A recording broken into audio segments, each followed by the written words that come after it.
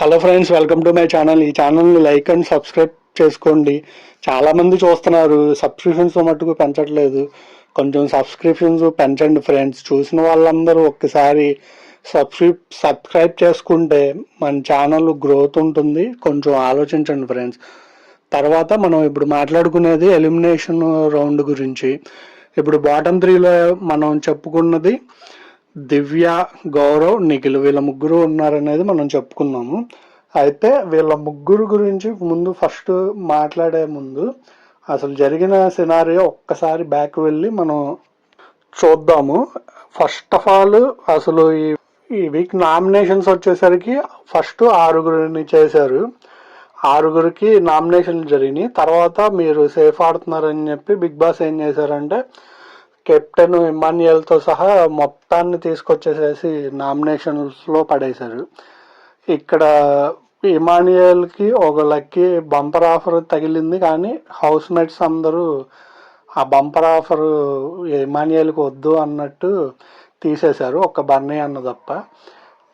తర్వాత nominations okay అయినాయి. తర్వాత తనూజ వీళ్ళు వచ్చేసరికి ఫ్యాన్స్ ఉన్నారు కదా, వాళ్ళు ఏం చేశారంటే దివ్యాన్ని పంపించేద్దాము అన్నట్టు ఓట్లు అటు ఇటు క్రాస్ ఓటింగ్ చేశారు.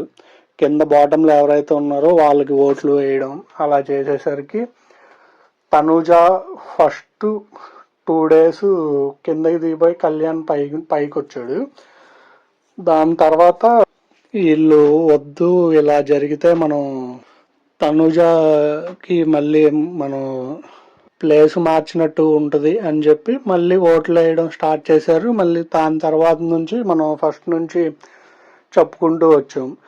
కానీ అవి కొన్ని పోల్స్లో అలా చూపించినాయి, కానీ ఫస్ట్ నుంచి కూడా తనూజాని ఫస్ట్ ప్లేస్లో ఉంది. అది అంటే అలా ఉండడానికి ఇంకో కారణం ఏంటంటే కళ్యాణ్ ఫ్యాన్స్ కూడా ఫస్ట్లో కొంచెం దివ్య రావాలి, ఎలిమినేషన్లోకి వెళ్ళిపోవాలి అన్నట్టు. ఎందుకంటే కళ్యాణ్కి కూడా పోయినసారి ఆవిడ చేసింది కదా, ఫస్ట్ నేను తనూజాని తీను అని చెప్పి చేసేపాటికి అతను బాధపడ్డాడు కదా, అందుట్లో గేమ్ నుంచి కూడా రెబల్గా ఉన్నప్పుడు తీసేసింది.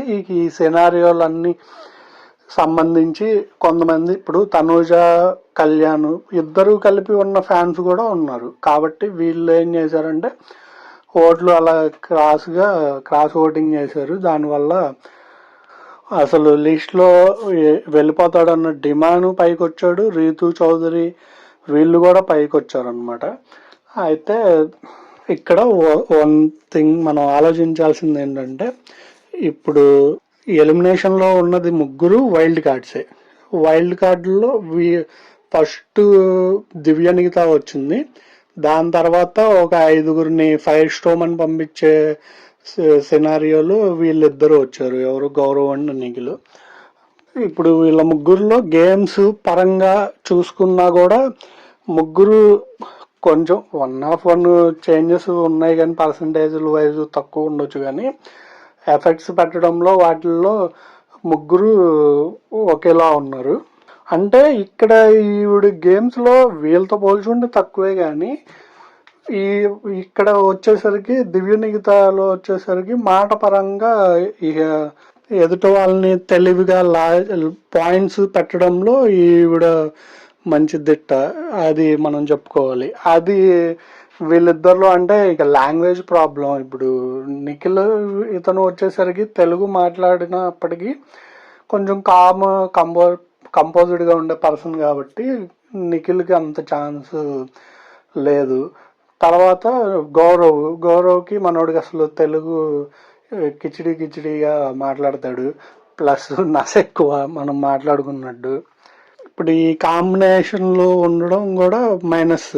అందుకని చెప్పి వీళ్ళిద్దరిని పంపించేసేయడంలో ఒక పాయింట్ చెప్పుకోవచ్చు. ఇంకో పాయింట్ వచ్చేసరికి ఆవిడ ముందు నుంచి చెప్పుకున్నట్టు మా మదర్ బిగ్ బాస్ హౌస్లోకి అడుగు పెట్టాలి, మేమిద్దరం కలిసి బిగ్ బాస్ చూసేవాళ్ళం అని చెప్పుకుంటూ వచ్చింది. కాబట్టి దీనికి కొంచెం ప్రయారిటీ ఇవ్వచ్చు బిగ్ బాస్ టీము.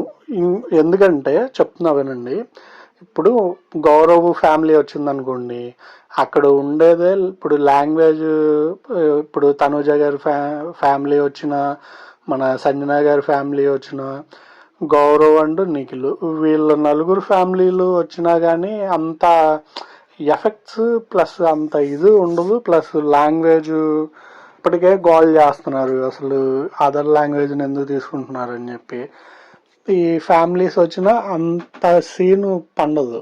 ఇక్కడ వచ్చేసరికి ఇప్పుడు ఈవిడ కొంచెం క్రియేట్ చేస్తుంది, అంటే మా మదర్ వస్తే మొత్తం చూపించాలి అని చెప్పి కొంచెం. ఇప్పుడు హేటర్స్ ఉంటారు, ఇప్పుడు ప్రతి ఒక్కరికి ఉంటారు హేటర్స్, దాన్ని మనం ఇది చేయలేం. తనుజ గారి మీదకి వెళ్ళారు, అవన్నీ రైటే, హేట్ చేస్తారు, ఓట్లు తక్కువ ఉండొచ్చు, అంటే ఉండడానికి ఛాన్స్లే, ఓటు ఉండొచ్చు. కావాల్సి వస్తే నేననేది ఏంటంటే ఈ పర్టిక్యులర్ పాయింట్ ఆలోచించుకొని ఆవిడ్ని సేవ్ చేస్తారని ఇదొకటి ఉంది. ఇంకోటి కూడా ఉంది. ఇంకోటి ఏంటంటే మనం సేమ్ ఇలాగే బిగ్ బాస్ 7లో చూసాం. బిగ్ బాస్ 7లో టేస్టీ తేజ ఇలాగే ఆశపడ్డాడు, మా మదర్ని బిగ్ బాస్ హౌస్లో తీసుకురావాలి అని చెప్పి. అతనికి ఆ ఛాన్స్ లేదు. కరెక్ట్గా ఫ్యామిలీకి అంత ముందో ముందే అనుకుంటా ఎలిమినేట్ అయిపోతాడు.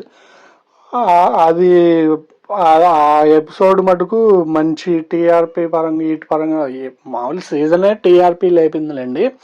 ఆ ఎపిసోడ్ కూడా పండింది. అర్రే అంటే అందరు ఫీల్ అయ్యారు, అరే ఒక్క ఇది ఉంచుంటే వాళ్ళ అమ్మగారిని తీసుకొచ్చి ఈ బిగ్ బాస్ అలాంటివి చేస్తూ ఉంటాడు అనమాట. మనకి అది కూడా ఉంది ఒకవేళ. కానీ అక్కడ వచ్చేసరికి ఏంటంటే ఇప్పుడు శోభా శెట్టి అండ్ ప్రియాంక ఉన్నారు. వీళ్ళకి ఏంటంటే కొంచెం బయట లవ్ పరంగా పార్ట్నర్స్ వాళ్ళు ఉన్నారు కాబట్టి వాళ్ళని తీసుకొచ్చి కొంచెం లవ్ సాంగ్స్ ఇవి ఇలా పెట్టి చేయడం వల్ల ఎంగేజింగ్గా ఒక ఇంట్రెస్ట్ అనేది ఉందన్నమాట. ఇక్కడ అది లేదు. ఇప్పుడు నిఖిల్ కాము వస్తే మహా అయితే వాళ్ళ మదరు ఫాదరు ఎవరో ఒకళ్ళు, వాళ్ళిద్దరిలో ఎవరో ఒకళ్ళు వస్తారు, ఎలా స్ట్రిక్ట్ అది అని చెప్పాడు కాబట్టి అంత ఉండదు. గౌరవ్ వచ్చేసరికి అతనికి బయట మామూలుగా ఈ లవ్ ఆ టైపు ఏమీ లేవని తెలుస్తుంది. ఇక ఫ్యామిలీ పరంగా అలా ఉంటుంది. ఎలాగో లవ్ ఇది పరంగా అంటే ఇమాన్యుయల్ గారు వాళ్ళ ఉన్నారు కదా గర్ల్ ఫ్రెండ్ అని చెప్పారు, అతను అలా పండిస్తూ ఉంటారు ఈ సీజన్లో. అందుకోసమని ఈ 3 ప్రయారిటీల్లో ఏమని పంపిరు అని నేను అనుకుంటున్నాను. ఒకవేళ మీరు గనక నా పాయింట్లతో కన్వీనియన్స్ అయ్యారా లేదా అనేది కామెంట్ చేయండి. మన ఛానల్ని లైక్ అండ్ సబ్స్క్రైబ్ చేయండి, సబ్స్క్రైబ్లు పెంచండి. Thank you friends.